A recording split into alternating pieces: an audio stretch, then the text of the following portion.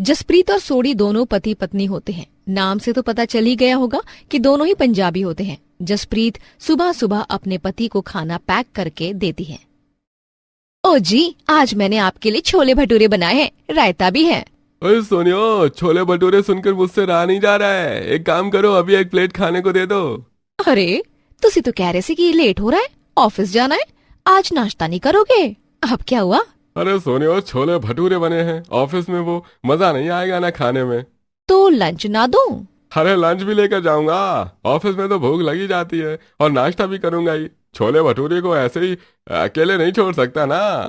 तो सीधा रहने दो, छोले भटूरे देखते ही मन बदल जाता है ਤੁਹਾਡਾ। अरे मेरी पसंद का खाना बनाकर तुम भी तो कमाल करती हो ना। सोडी नाश्ता करने लगता है, तभी सोडी की माँ वहाँ आती है। अपने पति को पसंद का खाना तो खिला सकती है, लेकिन एक बच्चा नहीं दे सकती। हाँ मम्मी जी, बच्चा होना ना होना ये सब मेरे हाथ में नहीं है। मुझे भी उतनी ही चाह है बच्चे की जितनी आपको है। जब से तू आई है घर में, हमारे घर की खुशियाँ ही खा गई है। मुझे बस एक दादी बनने का ही सुख चाहिए था, लेकिन अब लगता है वो सुख भी मुझे नहीं मिलेगा। माँ, मैं खाना खा रहा हूँ, आपको ये सब बात अभी ही करनी है? अरे इसे अभी नहीं बोलूंगी तो कब बोलूंगी? इसे खुद भी तो समझना चाहिए। आजकल तो किसी में शर्म बची ही नहीं है। कितना भी कह लो, कुछ भी बोल दो, लेकिन अकड़ नहीं जाती है। जसप्रीत, मेरा टिफिन दे दो, मैं जा रहा हूँ। सोडी ऑफिस चला जाता है। अब भी कुछ शर्म बची है तो इस घर को उसका वारिस दे दे। एक बच्चे के लिए हमें इतना मत तड़पा। मम्मी जी, मैं चाहती हूँ कि आपकी ये इच्छा जितनी जल्दी हो सके पूरी हो जाए, लेकिन वाहे गुरु की मर्जी के आगे हम लोग कुछ कर नहीं सकते। जसप्रीत अपने घर के काम में लग जाती है। इसी तरह अक्सर जसप्रीत को ताने सुनने पड़ते हैं। एक रात जसप्रीत और सोडी दोनों अपने कमरे में होते हैं। तभी जसप्रीत अपने पति से कहती है, मैनू माफ कर दो, मैं माँ नहीं बन सकती, और मेरी कमी की वजह से आपको भी बाप बनने का सुख नहीं मिल पा रहा। जसप्रीत, तुम तो खुद ही इतनी आत्मविश्वासी हो, तो फिर तुम ऐसी बात कैसे कर सकती हो? मुझे पता है कि आपको भी ताने सुनने पड़ते हैं। मैं अपनी किस्मत को बदल नहीं सकता, और जो मेरी किस्मत में है मैं उसे अपना चुका हूँ। ऐसे ही कई दिन निकल जाते हैं। जसप्रीत को भी अब लोगों के तानों की आदत होने लग रही थी। एक शाम जसप्रीत सब्जियां लेकर घर जा रही होती है, तभी उसकी पड़ोसन मिल जाती है। अरे जसप्रीत, तुम अपने पति की दूसरी शादी करवा दो अब। आंटी जी, ये आप कैसी बात कर रही हो? मैं उनकी पत्नी हूँ, और मेरे होते हुए उनकी दूसरी शादी? तो किसी काम की तो है नहीं। अरे जो औरत एक बच्चा ना दे सके, उसे तो कहीं डूब मरना चाहिए। आंटी जी, आपने ये बात तो बताई नहीं कि आपकी बहू भागी थी, वो घर वापस आई या नहीं? अरे उस मोची के साथ भागी थी ना, क्या हुआ उसका? मुझे थोड़ा काम है, मैं चलती हूँ। अरे काम तो बाद में भी हो जाएगा, पहले बताओ ना बहू का क्या हुआ? हाँ आई, शायद कोई मुझे बुला रहा है, मैं चलती हूँ। मोहिनी वहाँ से चली जाती है। इसी तरह जसप्रीत लोगों के तानों से निराश ना होकर जिंदगी में बस खुशी ढूंढने की कोशिश करती रहती है। कुछ दिनों बाद सोडी ऑफिस से जल्दी घर आ जाता है। अरे सोडी पुत्र, आज घर जल्दी आएगा, तबीयत ठीक है ना? मैंने ऑफिस छोड़ दिया। क्या हुआ, अचानक ऑफिस क्यों छोड़ दिया? किसी ने कुछ कहा, कोई बात हुई क्या? वो ऑफिस में सब लोग मेरा मजाक बनाते हैं। अरे बेटा जी, लोगों का तो काम ही है मजाक बनाना। मैंने तुझे तेरे बचपन में क्या सिखाया था कि लोगों की बात को एक कान से सुना और दूसरे से निकाल देना। अच्छा ये बता कि किस बात पर मजाक बनाते हैं? मैं बाप नहीं बना तो बस इसलिए मुझे मेरी मर्दानगी पर छेड़ते हैं। पापा जी, इसमें मेरा क्या दोष है? मैं तो नहीं गई थी इनके ऑफिस में किसी को कुछ कहने के लिए। लेकिन ये जो कुछ भी हो रहा है ना, वो सब हुआ तो तुम्हारी वजह से ही है ना? मैं पहले ही बहुत परेशान हूँ, मुझे घर में अब इसी बात पर कोई कलेश नहीं चाहिए। मैं अपने कमरे में जा रहा हूँ, आप लोग भी प्लीज शांत हो जाओ। सोडी अपने कमरे में चला जाता है। नौकरी छोड़ने के बाद अब सोडी कई जगह नौकरी की तलाश करता है, लेकिन उसे कहीं भी काम नहीं मिल रहा था। साथ ही घर में पैसों की तंगी भी होती जा रही थी। रात का ही राशन बचा है, अगर मैंने इन्हें बताया तो वो और परेशान हो जाएंगे। नहीं, अभी तो उन्हें ये सब नहीं बता सकती, कुछ न कुछ जुगाड़ करके देखती हूँ। जसप्रीत रात में सबको खाना दे देती है। अगले दिन पड़ोसी से खाना लेकर आती है, और इसी तरह 2 दिन और निकल जाते हैं। 2 दिन बाद जसप्रीत परेशान होकर अपनी सास के पास जाती है। मम्मी जी, घर में बिल्कुल राशन नहीं है। 2 दिन पड़ोस वाली काकी से आटा लाकर खाना बना रही थी, आज क्या करूं? आज ही थोड़ी शर्म कर ले, वो भी हमारे लिए बहुत होगा। मम्मी जी, मुझे तो लगता है कि आपको अब ताने देना ज्यादा पसंद आने लगा है, और मुझे पता है कि अब तो आपको ताने देने में मजा भी आ रहा है। तभी तो आप कोई समय नहीं देखती हो और ताने की बरसात करने लगती हो। बहू, तू मेरा मजाक उड़ा रही है? मम्मी जी, कैसी बात कर रही हो? मैं भला आपका मजाक उड़ाऊं? ये तो हो ही नहीं सकता। मैं तो केवल इतना कह रही हूँ कि ताने की टाइमिंग हम दिन की कर लेते हैं, लेकिन अभी खाने का जुगाड़ कर लेते हैं। बोल तो तू सही रही है, मैं किसी से सब्जी मांग कर लाती हूँ, तू भी कहीं से चावल और आटे का इंतजाम कर। दोनों सास बहू आस पड़ोस के लोगों से मांग कर खाना बनाते हैं। उन लोगों के हालात दिन ब दिन खराब होते जा रहे थे। जसप्रीत बाजार की तरफ से घर जा रही होती है, तभी उसकी नजर एक ठेले पर जाती है। अंकल अंकल, ये कैसा पिज्जा है, बिल्कुल भी स्वाद नहीं है। बेटा ऐसा ही होता है पिज्जा, खाना है तो खाओ वरना जो खाया है उसके पैसे देकर जाओ। ये लो आपके पैसे, मुझे नहीं खाना ऐसा बेस्वाद पिज्जा। वो लड़का वहाँ से चला जाता है। उन दोनों की बात जसप्रीत बहुत ही ध्यान से सुनती है। हमारे गांव में हर कोई यहाँ ही पिज्जा खाने आता है, क्योंकि कहीं और दुकान ही नहीं है, और जो भी यहाँ पिज्जा खाता है वो बुराई ही करता है। ये पिज्जा तो मुझे भी बनाना आता है, तो क्यों ना मैं भी पिज्जा ढाबा ही खोल लूं। वैसे भी पैसे की तंगी चल रही है, इन्हें भी अब तक कोई काम नहीं मिला। अगर मैंने ही कोई काम शुरू कर दिया तो क्या पता कुछ अलग हो जाए, लेकिन मेरे पास तो कुछ है ही नहीं जिसमें पिज्जा बनाऊं। जसो रहने दे। जसप्रीत घर आ जाती है और रसोई में चली जाती है। तभी जसप्रीत की नजर पुराना इडली बनाने वाले बर्तन पर जाती है। ओह ना जी ना, मैंने कुछ सोचा और वो ना हो, ये तो हो ही नहीं सकता। ये अपना इडली मेकर है, हाँ, इसमें मैं स्टीम पिज्जा बनाऊंगी। आहा, लोगों को कुछ अलग भी मिलेगा और स्वादिष्ट भी। वाह जस्सू, तुसी तो सच में ग्रेट हो। जसप्रीत खुश होकर तुरंत अपने पति के पास जाती है। सुनो, मेरे पास एक बहुत अच्छा आइडिया है, हम अपना ढाबा खोलते हैं स्टीम पिज्जा का, लोगों को बहुत पसंद आएगा, और आप तो जानते ही हो मेरे हाथ में कितना स्वाद है। मैं जानता हूँ कि अभी हमारे हालात कुछ ठीक नहीं है, मेरी भी नौकरी नहीं लगी कहीं पर भी, लेकिन इसका मतलब ये नहीं है कि तुम कुछ भी सोचो। अरे ये कुछ भी नहीं, बल्कि बहुत अच्छा आइडिया है, हमारा काम बहुत अच्छा चलेगा, तब तो आपको भी कहीं काम करने की जरूरत नहीं होगी। जसप्रीत मैं हूं ना, मैं कुछ ना कुछ इंतजाम कर लूंगा, तुम इतना मत सोचो, और वैसे भी तुम्हारा आइडिया बहुत ही बेकार है। अगर आप ही मुझ पर विश्वास नहीं करोगे तो बाहर वाले ताने देंगे ही ना, और मैं ये ऐसे ही नहीं बोल रही हूँ, मैं भी कुछ सोच समझ कर बोल रही हूँ। अब हमें अपना काम करना चाहिए, आज नहीं तो कल, लेकिन रिस्क तो लेना ही चाहिए ना। तुम सही कह रही हो, और जब हम साथ हैं तो क्यों इतना सोचना। सोडी जसप्रीत की बात मान जाता है और अब दोनों मिलकर अपना स्टीम पिज्जा का ठेला लगा लेते हैं, लेकिन उनके ढाबे पर ज्यादा ग्राहक नहीं आते। तभी रोहन नाम का लड़का आता है। ओ पाजी, आपका पिज्जा तो बहुत ही स्वाद है, लेकिन यहाँ गर्मी बहुत है, मेरी गर्लफ्रेंड पिज्जा कम खा रही थी और पसीना ज्यादा पोंछ रही थी। वीर जी, यही तो दिक्कत है आपकी जनरेशन की। अरे हमने मौका दिया था कि आप अपनी गर्लफ्रेंड का अपने हाथ से पसीना पोंछें, प्यार बढ़ाएं, पर चूक गए आप इस मौके से। पर जाई जी, आप बातें तो बहुत चंगी करती हो। काश ऐसा मैं भी बोल पाती। खैर कोई नहीं, पिज्जा पसंद आया ना आपको? बिल्कुल, तभी तो आज अकेले ही आ गया। कल्ले कल्ले स्वाद फीका लगता है, आप यार दोस्तों को भी लाओ। जसप्रीत का ढाबा कुछ खास नहीं चल रहा था। सोडी उदास हो जाता है। मैंने कहा था जसप्रीत, ये आइडिया अच्छा नहीं है, देखा ना तुमने, ज्यादा कोई आ ही नहीं रहा है। अरे पहले दिन या पहले महीने भी कोई काम ऊंचाई पर नहीं जाता है, मेहनत करनी पड़ती है, और अगर हम बिना मेहनत के फल की अपेक्षा करेंगे तो फल कैसे मिलेगा? जसप्रीत मैं तुम्हारी बात समझ रहा हूँ, लेकिन तुमने गर्मी देखी है ना, और ऐसी गर्मी में कौन ही हमारे ढाबे पर खड़े होकर पिज्जा खाना चाहेगा। लोग ढाबे पर आराम से बैठकर खाना पसंद करते हैं। कोई बात नहीं, अभी तो हमने काम शुरू किया है, धीरे धीरे सब ठीक हो जाएगा।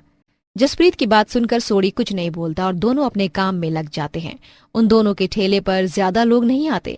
गर्मी की वजह से कुछ दिनों बाद जसप्रीत अपने पति से कहती है, सुनिए, मैंने एक जगह देखी है, जगह काफी अच्छी है और किराया भी ज्यादा नहीं है, लेकिन वहाँ एसी नहीं है। हम उस जगह को ले लेते हैं किराए पर और वहीं अपना ढाबा खोल लेंगे। क्या फायदा जसप्रीत, पैसे तो है ही नहीं, और बिना पैसे के कोई काम नहीं होता है। मैंने आपसे ज्यादा नेगेटिव बंदा कोई नहीं देखा। ये तुम क्या कह रही हो? कुछ गलत नहीं कह रही हूँ। अरे कोई ऐसे कैसे हो सकता है, अपने ही काम में इतनी टोक, इतना नेगेटिव होना। अरे रब सब चंगा करते हैं, तो उससे टेंशन ना लो। हम चोर बाजार से कम दाम में एसी लेंगे और किराया तो हमारा ढाबा ही निकाल लेगा। मैं तुम्हारे आगे नहीं जीत सकता भाई। मैं तो आपको हराना ही नहीं चाहती, मैं बस इतना चाहती हूँ कि हम दोनों साथ में जीतते हैं। जसप्रीत के आइडिया के साथ अब वो दोनों चोर बाजार से पुराना एसी लेकर आते हैं और अपने ढाबे में लगाते हैं। तभी उनके ढाबे में वही लड़का आता है। ओ परजाई जी, पाजी तुसी ते कमाल करते ता, अरे ढाबे में एसी लगा लिया, अब तो 4 नहीं 8 लोग आएंगे और पिज्जा का स्वाद तो बहुत ही बढ़िया होता है। देखा, मैं तो पहले ही कहती थी, वो तो मेरे नेगेटिव पति है ना, इनको हर जगह नेगेटिव ही रहना होता है। सोनियो, अब तो मेरा नाम बदल दो, मैं नेगेटिव नहीं पॉजिटिव सरदार जी हूँ, और जसप्रीत तुम नहीं होती तो शायद आज भी हमारे हालात वही होते। तभी तो रब ने मैनू आप लोगों के वास्ते भेज दिया। इसी के साथ जसप्रीत और सोडी का स्टीम पिज्जा ढाबा दिन दुगनी और रात चौगुनी तरक्की करने लगता है और वक्त के साथ सब ठीक हो जाता है। लोगों के जसप्रीत को लेकर ताने अब तारीफ में बदल जाते हैं।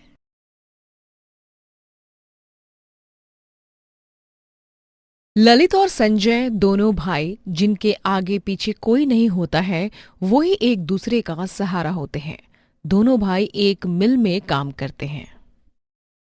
अरे भाई क्यों देर कर रहा है, हमें मिल में जाना है। अगर देर से जाएंगे तो आधे दिन की तनख्वाह कट जाएगी। इस महीने हमें वैसे भी पैसे बचाने हैं ना। मैं जानबूझकर देर नहीं कर रहा हूँ। अरे आज चिकन करी बनाकर ले जा रहा हूँ ना, इसलिए देर हो रही है। तुमने मुझे पहले क्यों नहीं बताया?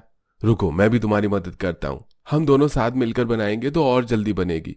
वैसे भी हर दूसरे तीसरे दिन तो मिल में कोई ना कोई चिकन करी लाने को बोल ही देता है। दोनों भाई जल्दी से खाना बनाते हैं और पैक करके मिल में आ जाते हैं। अरे मैं कब से तुम दोनों का इंतजार कर रहा हूं।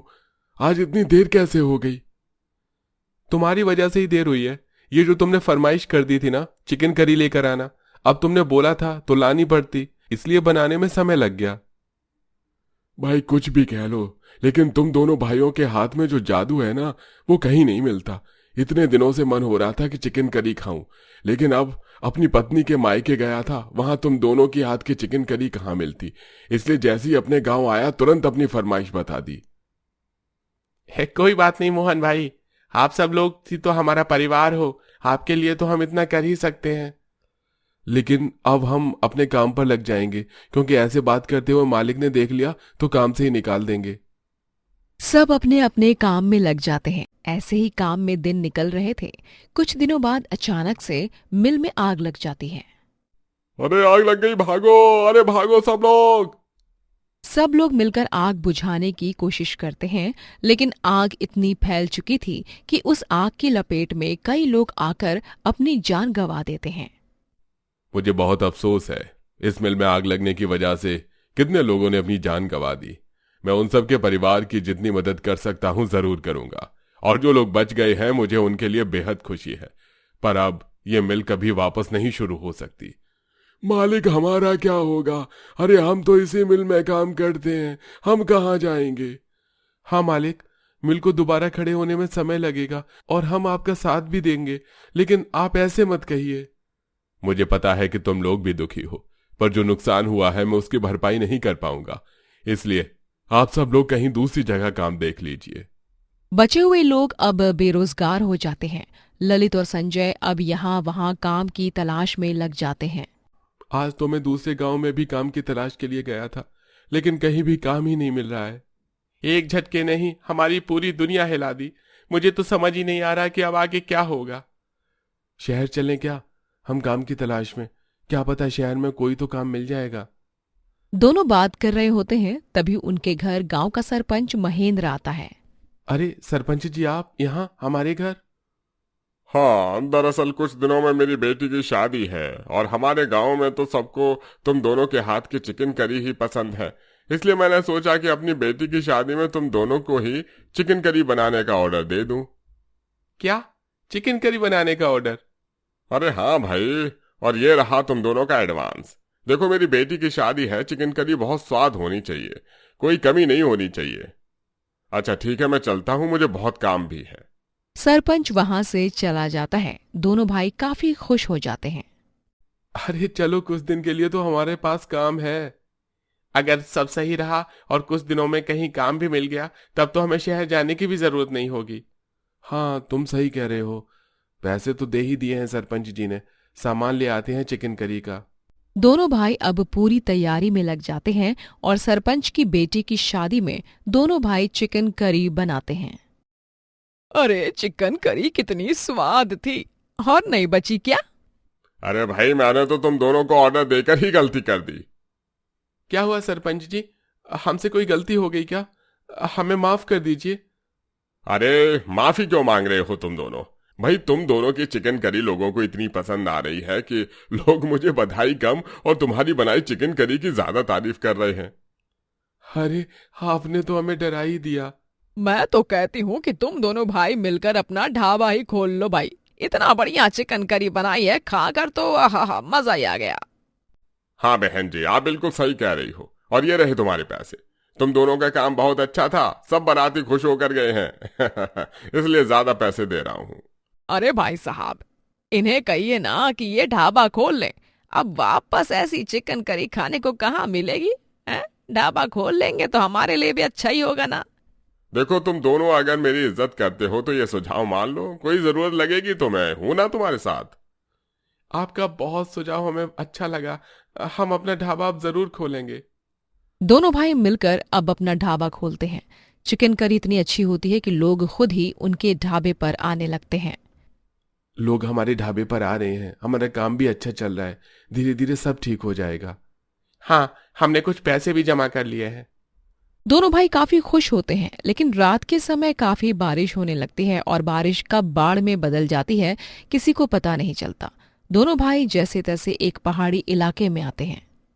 कल तक सब ठीक था, लेकिन बाढ़ की वजह से हमारा गांव, घर सब बह गया। हम हिम्मत नहीं हारेंगे। अब हम यहाँ अपना ठेला लगाएंगे। हाँ, हमने जो पैसे जमा किए थे वो तो अब भी है हमारे पास। दोनों भाई अब उस पहाड़ी इलाके में अपना ठेला लगाते हैं और वहां भी खूब चलने लगता है। एक सुबह दोनों अपने ठेले के पास आते हैं तो ठेले की हालत देखकर परेशान हो जाते हैं। हमारा ठेला कैसे टूट गया? यहाँ कुछ हुआ था क्या? अरे कल बारिश आई थी ना, शायद तेज बारिश की वजह से ही हमारा ठेला टूट गया होगा। भगवान भी हमारा बार बार इम्तिहान ले रहे हैं। कोई बात नहीं, हम फिर से अपना ठेला तैयार करेंगे। दोनों भाई फिर हिम्मत करते हैं और अपना ठेला लगाते हैं। बस भगवान, अब हमारा साथ दे देना और हमारी परीक्षा मत लेना। चिंता मत करो, सब ठीक होगा। सामने ढाबे वाला उनका ठेला देखकर जलने लगता है। अरे भाई, इन्होंने फिर से अपना ठेला लगा लिया। अरे क्यों ये मुझे बुरा इंसान बनने पर मजबूर कर रहे हैं? जब से ये दोनों भाई यहाँ आए हैं और इन दोनों ने चिकन करी का ठेला लगाना शुरू किया है, तब से मेरा ढाबा तो बिल्कुल ही रुक गया है। यहाँ तो अब कोई आता ही नहीं है। कोई बात नहीं, जब इन दोनों भाई का ठेला ही नहीं होगा यहाँ, तो लोग मेरे ढाबे पर ही आएंगे ना। लोग मेरे बनाए चिकन टिक्का ही खाएंगे। सुबह सुबह दोनों भाई चिकन करी बेचने के लिए अपने ठेले पर जाते हैं। ये बारिश क्यों बार बार हमारा ठेला तोड़ रही है? अभी 2 दिन पहले हमने अपना ठेला वापस तैयार किया था और दोबारा से टूट गया। आखिर हमारे साथ ये हो क्या रहा है? ललित, ये किसी की साजिश है। कल रात कोई बारिश नहीं हुई और पहले भी जब हमारा ठेला टूटा तो किसी और के ठेले को नुकसान नहीं हुआ। हाँ, तुम सही कह रहे हो। जरूर ये किसी की साजिश है। हमें पता लगाना होगा। अब हम फिर अपना ठेला बनाएंगे। दोनों अपना ठेला वापस तैयार करते हैं और रात में अपने ठेले के पास ही छुपकर खड़े थे। तभी बिरजू नाम का आदमी आता है और ढाबा तोड़ने लगता है। इनकी वजह से मेरा काम नहीं चल रहा है। कब तक नया ढाबा बनाते रहेंगे ये? बिरजू को दोनों भाई देख लेते हैं और तुरंत जाकर उसे पकड़ते हैं। हमें सही लगता था कि हमारा ढाबा कोई तोड़ ही रहा है, वरना बारिश में बार बार बस हमारा ही ढाबा थोड़े टूट सकता है। लेकिन बात तो यह है कि तुम्हें हमसे परेशानी क्या है? क्यों बार बार हमारा ढाबा तोड़ रहे हो? हमने तुम्हारा क्या बिगाड़ा है? अरे मुझे नहीं पता था ये तुम्हारा है। मुझे लगा ये तो मेरा ढाबा है। माफ करना। लगता है तुम ऐसे नहीं मानोगे। कोई बात नहीं, तुम नहीं मान रहे हो तो मैं अभी पुलिस को बुलाता हूं। अरे पुलिस नहीं, पुलिस को मत बुलाओ। तो फिर सच बताओ, क्यों हमारा ढाबा तोड़ रहे थे? मुझे जलन होने लगी थी, क्योंकि तुम दोनों का ढाबा काफी अच्छा चलता था और उस जलन में ही आकर मैं बार बार तुम्हारा ढाबा तोड़ता रहा। मुझको माफ कर दो। मुझे पुलिस के हवाले मत करो। मेरा भी परिवार है, मेरे बच्चे हैं, उनका क्या होगा? मुझे पता है मुझसे गलती हुई है, पर मैं आगे कभी किसी के साथ ऐसा नहीं करूंगा। अच्छा, अब तुम माफी मांग रहे हो और तुमने हमारा इतना जो नुकसान किया है उसका क्या? मैं उसकी भरपाई भी कर दूंगा, बस मुझे पुलिस के हवाले मत करना। मैं तुम दोनों के पैर पड़ता हूं। ठीक है, जब तुम अपनी गलती मान रहे हो और अपनी गलती का एहसास भी हो गया है तो हम माफ कर रहे हैं, पर अपनी जलन की वजह से कभी दूसरों को नुकसान मत करना। अरे तुम दोनों बहुत बढ़िया हो। अब मैं ऐसा सच में किसी के साथ नहीं करूंगा। बिरजू अपनी गलती मानता है। दोनों भाई उसे माफ भी कर देते हैं, जिसके बाद अब दोनों भाई अपने ढाबे को दोबारा खोलते हैं। पर अब उनका ढाबा कोई नहीं तोड़ता और ढाबा काफी अच्छा चलता भी है।